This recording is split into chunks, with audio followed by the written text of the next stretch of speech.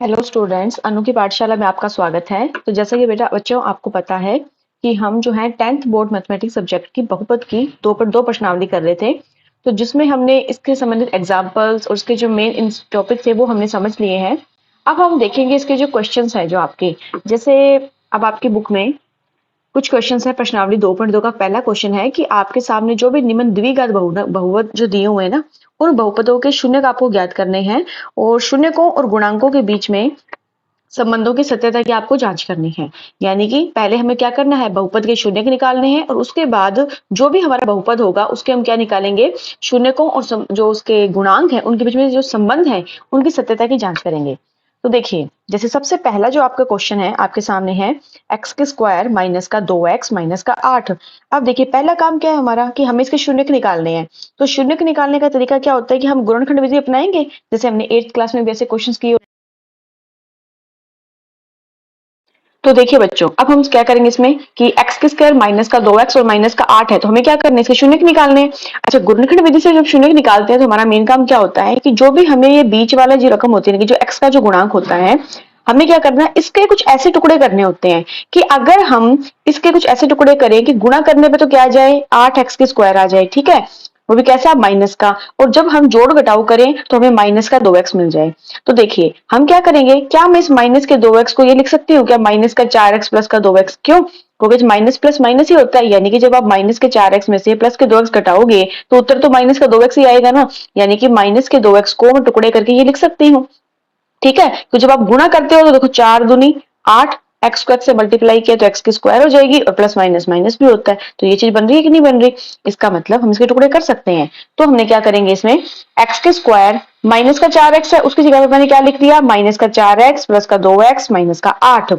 अब हमारा काम क्या होगा कि हम इन दोनों में से पहले वाले में से क्या कॉमन ले सकते हैं। अब आप कहोगे मैम जैसे यहाँ पे एक्स के स्क्वायर है, ठीक है, और यहाँ पे क्या है, माइनस में क्या है, 4x है। देखो एक्स तो इसमें भी है और एक एक्स इसमें भी है, यानी कि इन दोनों में से क्या कॉमन आ सकता है, तो इन दोनों में से एक्स कॉमन आ सकता है। जब मैं अगर एक्स को बाहर कॉमन ले लूं तो अब आप मुझे बताइए, एक्स की स्क्वायर थी, आपने एक एक्स बाहर कॉमन ले लिया तो अंदर क्या बचा, एक्स बचा ओनली। ठीक है, माइनस का माइनस, 4 का 4 बचेगा ना, क्योंकि एक्स तो आपने बाहर कॉमन ले लिया था, तो यहाँ पे 4 बच गया। ठीक है, ये ब्रैकेट बंद। अब देखिए आगे प्लस का प्लस, अब आप देखिए यहाँ पे 2x है और यहाँ पे 8 है, इन दोनों से हम ऐसा क्या कॉमन ले सकते हैं। देखो x यहाँ पर है, यहाँ पे तो है ही नहीं, इसका मतलब x तो कॉमन नहीं आएगा, लेकिन 2 कॉमन आ जाएगा। कैसे, यहाँ पे 2 दिया ही हुआ है और यहाँ पे देखो 8 है, 8 को हम 4 गुना 2 लिख सकते हैं ना, इसका मतलब 2 जो है वो इसमें कॉमन आ जाएगा। तो हम क्या करेंगे, 2 कॉमन मैंने बाहर ले लिया तो यहाँ पे क्या बचेगा, यहाँ पे सिर्फ x बचेगा। ठीक है, आपने 2 तो बाहर ले लिया, अंदर क्या बचा, 4 बचा। ठीक, ब्रैकेट बंद। अब आप देखिए, अगर मैं पूरे में से देखूं, इनके प्लस का निशान यहाँ पे, इनके इस वाले में से और इस वाले में से क्या चीज कॉमन आ रही है, तो आपको कि मैम ये जो x माइनस 4 है ना, ये वाला इधर भी है और इधर भी है, यानी कि इस वाले डब्बे को बाहर कॉमन ले लूं, x माइनस 4 को जब मैं बाहर ले लूं तो आप मुझे बताइए, पूरा था, इसमें से इतना इतना हिस्सा मैंने बाहर कॉमन ले लिया, अंदर कितना बचा, सिर्फ x बचा। ठीक है, प्लस का प्लस, इतना वाला हिस्सा मैंने बाहर ले लिया, अंदर कितना बचा, सिर्फ 2 बचा, बराबर में 0। अब आपको पता है जब भी हम गुणनखंड करते हैं तो हमारा काम क्या होता है, जब शून्य निकालते हैं, इसका मतलब क्या हुआ, शून्य क्या होते हैं भी, कोई ऐसी वैल्यू चर राशि की, उसको अगर बहुपद में रखेंगे तो उसका मान 0 हो जाएगा, उसे तो हम शून्य बोलते हैं। यानी कि अब इस गुणनखंड को मैं 0 के बराबर रखती हूँ जहां से मुझे शून्य मिलेंगे। तो सबसे पहले x माइनस 4 है, ठीक है, x माइनस 4 को अगर मैं 0 के बराबर रखती हूँ, देखिए माइनस का 4 उधर जाके किसका हो जाएगा, प्लस का 4 हो जाएगा, यानी कि मुझे एक शून्य मिल गया ना, x बराबर 4। बिल्कुल वैसे ही यहाँ देखिए x प्लस 2 है, इसको जब मैं 0 के बराबर रखूंगी तो यहाँ से मुझे x की वैल्यू कितनी मिल जाएगी, प्लस का उधर जाके माइनस का 2, यानी कि मुझे 2 शून्य मिल गए। समीकरण कैसी थी, मेरी द्विघात समीकरण है, जब भी दो घात की समीकरण होती है तो हमें पता है कि उसके शून्य भी कितने मिलते हैं, 2 मिलते हैं। अब आपको दोनों शून्य मिल चुके हैं, हमारा एक काम तो हो गया, जिसने कहा था कि भाई शून्य निकालिए। अब हम क्या करेंगे, शून्यकों और गुणांकों के बीच में संबंध देखेंगे कि इनके बीच में क्या संबंध है। तो देखिए, आपको पता है कि जब भी हम किसी बहुपद में शून्य होते हैं उसको हम अल्फा और बीटा मानते हैं, और ये हम पढ़ चुके हैं कि जो शून्यकों का योग होता है वो हमेशा कितना होता है, alpha plus beta is equal to क्या होता है, माइनस का बी अपॉन ए होता है नॉर्मल, हम पढ़ के आए हैं। अब आप मुझे बताइए कि आपको जो बहुपद दिया हुआ था वो कितना था, एक्स के स्क्वायर माइनस का 2x और माइनस का 8 है। अब आप इसको देख के मुझे बताइए कि यहाँ पे a कितना है, तो आप कहोगे मैम a हमेशा x के स्क्वायर का गुणांक होता है, 1 है, इसका मतलब a 1 है। b बताइए, b हमेशा x का गुणांक होता है, तो x का गुणांक यहाँ पे -2 है, इसका मतलब b आपका माइनस का 2 है। और जो c होता है वो हमारी अचर राशि होती है, यहाँ पे अचर राशि हमारी -8 दी हुई है, तो हम यहाँ पे लिख देंगे। हमने ए बी से निकाल दिए, अब हमारे लिए काम आसान हो जाएगा।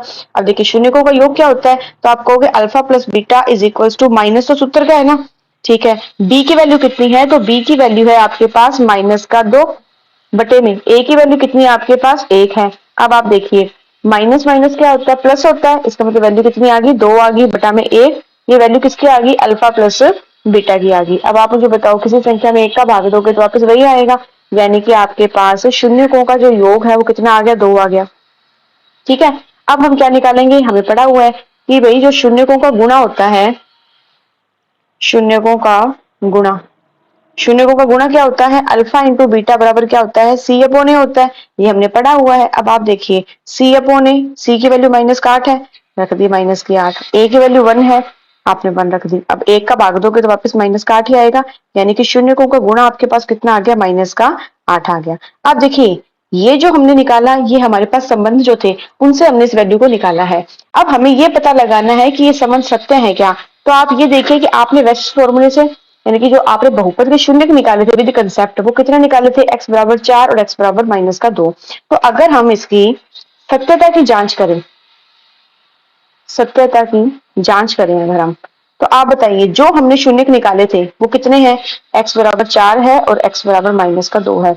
अगर मैं आपको बोलूं कि इन शून्यकों का योग बताइए कितना आएगा, तो आप कहोगे मैम शून्यकों का योग यानी कि हम इसको जोड़ना पड़ेगा। जोड़ेंगे तो देखिए क्या आएगा, 4 प्लस क्या जोड़ना है हमें, माइनस का 2 जोड़ना है, ठीक है भाई। 4 का 4 प्लस माइनस माइनस होते हैं, 2 आ जाएगा, 4 में से 2 गए तो 2 आ जाएगा। तो आपका शून्यकों का योग कितना आया, 2 आया। अच्छा, अगर जब हमने इनके संबंधों के बीच में देखा था तो संबंधों से भी कितना आया था, शून्यकों का योग 2 आया, यहाँ भी 2 आया, हमने कंसेप्ट से चेक कर लिया 2 आया। इसका मतलब क्या हुआ कि ये हमारा जो क्वेश्चन है वो बिल्कुल सही है ना। फिर ऐसे ही हम इसमें क्या करेंगे, शून्यकों का गुणा भी देख लेते हैं। तो देखो बच्चों शून्यकों का जब हम गुणा देखेंगे तो आप मुझे बताओ आप में शून्य कौन कौन से हैं, 4 है, गुणा में किससे करना है, गुणा माइनस के 2 से करना है। तो 4 दूनी 8 हो जाएगा और प्लस माइनस माइनस, तो हमने देखा कि हमारे शून्यकों का गुणा जब कंसेप्ट से करते तो माइनस का 8 आता है।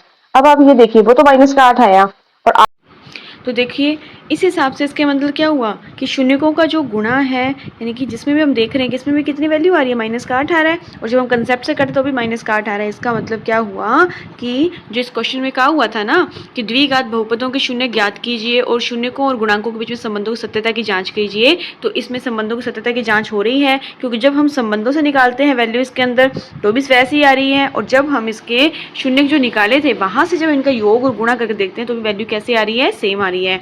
तो आई होप आपको ये क्वेश्चन अच्छे से समझ में आया होगा कि किस तरह से जो है हमने इस क्वेश्चन में सॉल्व किया था। पहले इसमें क्या किया गया था, बहुपद के शून्य निकाले थे, फिर जो आपस में इसमें शून्यकों में और गुणांकों में जो संबंध है वहाँ से इनकी वैल्यू निकाली थी, और बाद में इसमें सत्यता की जाँच की थी। तो आई होप आपको क्वेश्चन समझ में आया होगा कि बिल्कुल ऐसे ही आपकी प्रश्नावली 2.2 का जो सेकंड क्वेश्चन है वो दिया हुआ आपको 4s के स्क्वायर माइनस का 4s प्लस का 1, जिसमें हमें क्या करना है, जो आपको बहुपद दी है उसके शून्य ज्ञात करने हैं, फिर शून्यकों और गुणांकों के बीच में क्या करना है, संबंधों की जांच करनी है। तो देखिए इसको हम कैसे सॉल्व करेंगे, आपके सामने सेम वैसे ही क्वेश्चन लिखा हुआ है 4s के स्क्वायर माइनस का 4s प्लस का 1। अब हम सबसे पहले क्या करेंगे, हम इसके शून्य निकालेंगे, ठीक है। अब अगर हम इसके शून्य निकालने हैं तो देखिए हमारा सबसे पहले काम क्या होगा कि हम माइनस के 4s जो है इसके कुछ ऐसे टुकड़े करें, जैसे इसमें माइनस का जो 4s है कुछ इसके ऐसे टुकड़े करते हैं कि गुणा करने पे तो क्या आ जाए, गुणा करने पे तो आ जाए 4s के स्क्वायर गुणा करने पे, ठीक है।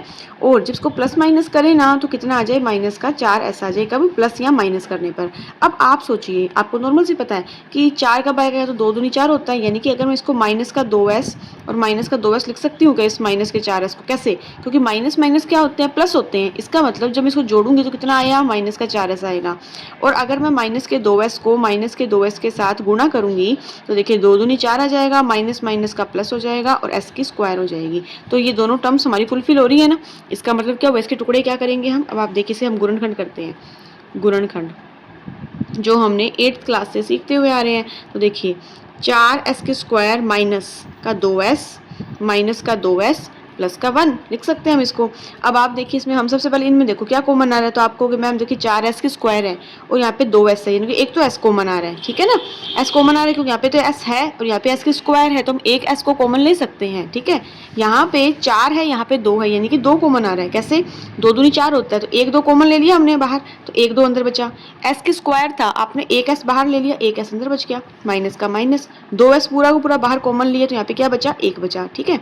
अब आप इसमें देखिए क्या कॉमन आ रहा है। अब आप कहोगे मैम यहाँ 2s है, यहाँ 1 है, तो कॉमन डायरेक्टली तो कुछ भी नहीं आ रहा ना इसके अंदर, लेकिन क्या हम 1 कॉमन ले सकते हैं, क्या ले सकते हैं। अब आप देखिए आपके पास जो पहले जो आपकी रकम आई है उसमें 2s माइनस का 1 है, यानी कि बीच में माइनस आ रहा है, तो यहाँ पे माइनस का 2s और प्लस का 1 है, इसका मतलब माइनस का फर्क पड़ेगा, तो क्यों ना हम करें माइनस का एक कॉमन ले लेते हैं। तो देखो बच्चा, जब अपने माइनस का एक कॉमन लेंगे तो अंदर क्या बचेगा, माइनस का एक कॉमन लिया, माइनस लेने से अंदर के निशान बदल जाते हैं, माइनस का 2s था वो किसका हो जाएगा, प्लस का 2s हो जाएगा, और प्लस का 1 किसका हो जाएगा, माइनस का 1 हो जाएगा। मैं उम्मीद करती हूँ कि आपको ये चीज़ समझ में आ रही होगी, किस हिसाब से हम क्वेश्चन को सॉल्व कर रहे हैं। अब आप देखिए इस वाले वे से और इस वाले वे से क्या कॉमन आ रहा है, तो आप कहोगे कि जो 2s माइनस का 1 है ना मैम, ये इसमें भी है और 2s माइनस का 1 इसमें भी है, यानी कि ये दोनों चीज़ें सेम आ रही हैं, तो मैं इसको कॉमन ले लूँ बाहर। तो 2s माइनस का 1 अगर मैं कॉमन ले लेती हूँ तो बताइए इस पूरे वाले में से इतनी चीज़ आपने कॉमन ले ली, अंदर क्या बचा, 2s बचा, ठीक। ये पूरी चीज़ आपने कॉमन ले ली, अंदर क्या बचा, माइनस का 1 बचा। इसका मतलब आपने इसे गुणनखंड कर लिया ना, देखिए 2s माइनस का 1, 2s माइनस का 1। अब आपको पता हमें इसके शून्य निकालने हैं, तो हम इसको किसके बराबर रखेंगे, 0 के बराबर रखेंगे। अब देखिए 2s माइनस 1 को अगर आप 0 के बराबर रखते हैं तो 2s माइनस का 1 उधर जाके प्लस का 1 हो जाएगा। s की वैल्यू आप फाइंड कर रहे हैं, एक तो पड़ा ही है, 2 गुणा में था, यहाँ पे आके इसके बटे में चला जाएगा, ठीक है। बिल्कुल ऐसे ही जब आप इस वाले 2s माइनस 1 को भी अगर आप इसके बराबर रखोगे तो वैल्यू तो सेम ही है ना, यानी कि 2s का मान निकालना है, 1 उधर जाके प्लस का हो जाएगा, s की वैल्यू फाइंड करनी है तो 1/2, यानी कि s का मान क्या आ जाएगा, सेम आ जाएगा, ठीक है। तो आपको क्या मिल गया है, एक तरह से हमें इसके शून्य मिल गए हैं। हमने इसके शून्य निकाल लिए, एक शून्य का आया प्लस हाफ, दूसरा शून्य भी कितना आया, प्लस का हाफ, यानी कि दोनों शून्य कैसे हैं, बिल्कुल सेम है, ठीक है। अब हमारा काम क्या है इसके अंदर, हमें क्या है इसमें जो है शून्यकों के जो बहुपद है, इसमें शून्यकों में और गुणांकों के बीच में जो संबंध है सत्यता की जांच करनी है। इसका मतलब क्या हुआ, अब इसमें हम क्या करेंगे, हमारा जो काम है वो है कि शून्यकों तथा गुणांकों के बीच संबंध।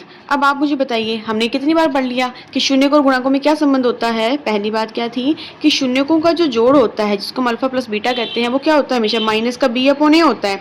तो पहले तो आपको जो बहुपद दिया हुआ है ना बच्चों, आप वो लिख लो। आपको पता है कि बहुपद दिया हुआ है 4s के स्क्वायर माइनस का 4s प्लस का 1। अब इसमें आप पहले a b से पहले निकाल के रख लिया करो, उससे क्या होता है कि क्वेश्चन करना आसान हो जाता है। तो देखिए a की वैल्यू कितनी है, तो आप कहोगे मैम 4 है, क्योंकि जो स्क्वायर वाली संख्या का, स्क्वायर वाली चर राशि का जो गुणांक होता है ना वो हमारा a होता है। तो आप कहोगे कि मैम जो a है ना वो हमारा 4 है, ठीक है।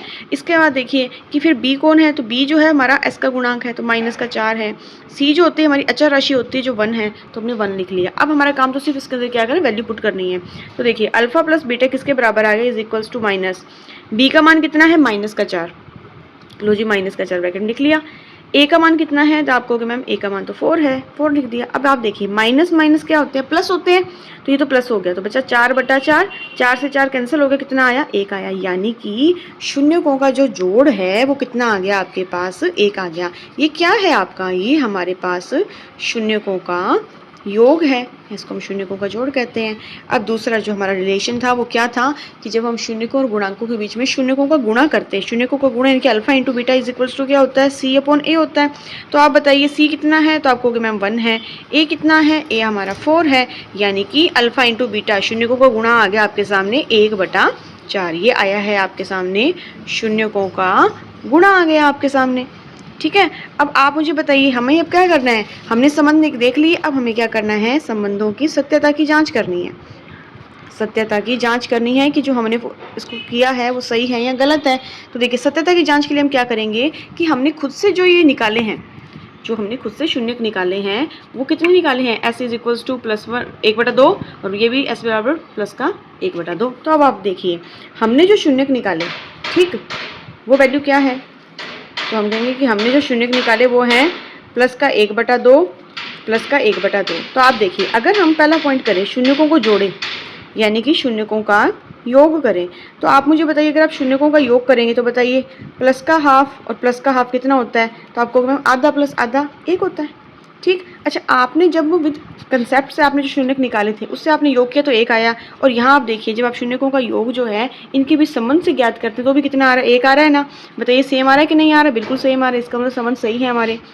दूसरा हम इसमें क्या करते हैं, शून्यकों का गुणा चेक करते हैं कि भाई हमारा जो शून्यकों का गुणा है वो बिल्कुल सही आ रहा है क्या।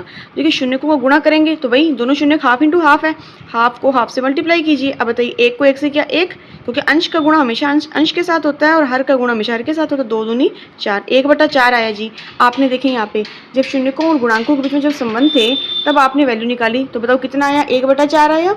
और जब आप इसको विद कंसेप्ट करते हैं तो भी कितना आया? 1/4 आया। इसका मतलब क्या हुआ कि हमारे में इसमें सत्यता की जो जांच है वो बिल्कुल सही है ना, क्योंकि देखो जो आपने संबंधों से निकाला था और जो आपने विद कंसेप्ट निकाला था वैल्यू सेम आ रही है। इसका मतलब इस क्वेश्चन को हमने इस हिसाब से सॉल्व कर दिया। तो एक बार आप फिर से देख लीजिए कि आपको एक क्वेश्चन दिया हुआ था, सबसे पहले आपने इस बहुपद की क्या निकाले? गुणनखंड करके आपने इसके शून्यक निकाले। ठीक है, शून्यक निकालने के बाद आपने इसके बीच में जो संबंध होते हैं शून्यक और गुणांकों के बीच में, वहाँ से इस क्वेश्चन को सॉल्व किया, फिर आपने इसकी सत्यता की जो है वो जांच की। आई होप आपको क्वेश्चन समझ में आया होगा। तो आज हमने इसके क्या है, प्रश्नावली के जो है वो 2 क्वेश्चन जो है वो सॉल्व किए एकदम डिटेल से। 2 क्वेश्चन हम इसके सॉल्व कर चुके हैं, बाकी जो नेक्स्ट क्वेश्चन जो है वो सॉल्व करेंगे हम नेक्स्ट वीडियो में। Thank you.